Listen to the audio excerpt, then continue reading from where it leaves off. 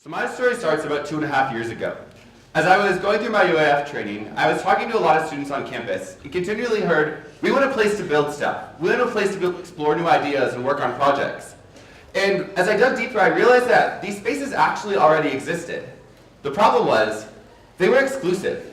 There was a space specifically for mechanical engineers. There's a space specifically for this one senior design project, and on and on and on and on. But there was no space that anyone could come together and make something. We were lucky enough to actually find a space on our own campus that our president of the university tasked us into turning into a makerspace for everyone.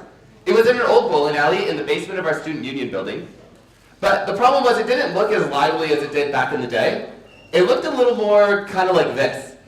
It kind of sucked. The floors were all ripped up. There was really not much to start with.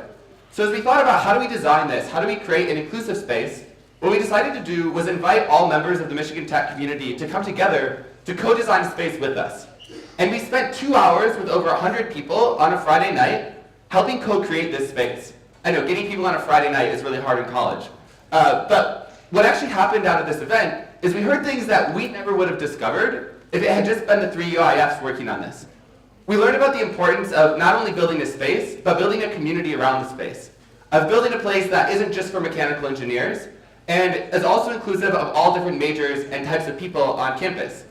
And we prototyped this at the event and came up with this wonderful floor plan with collaborating with our facilities department. And it was really cool. Everyone was super pumped about it, and it was only going to cost us $300,000.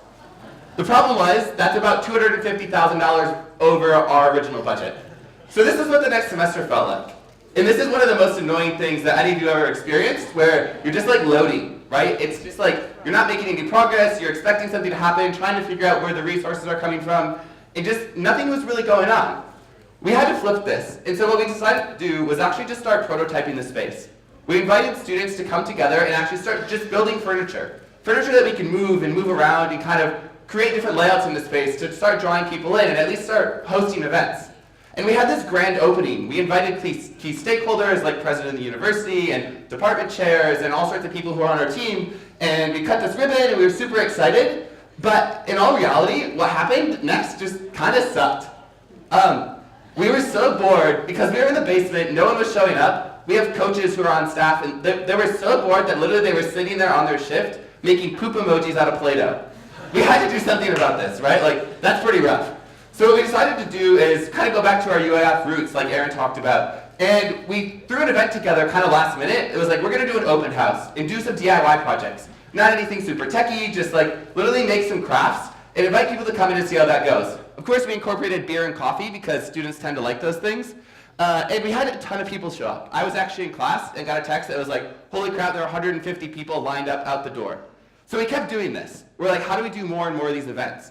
And we haven't focused on necessarily super techy things, but something that started happening is people like, oh, good job, you made an arts and crafts shop. That's not a makerspace. One thing I want to point out is that a makerspace isn't necessarily something that has to be super high tech. You don't have to be solving the world's problems or doing some extreme design solution. I think for me, a makerspace is really more about getting an idea out of your head that's here and be able to show something for it and start getting feedback on that.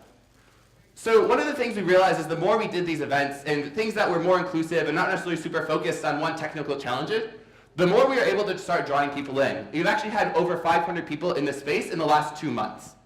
So what I want to leave you with today is how might we lead an inclusive process to accelerate growth of spaces on our own campuses. Thank you.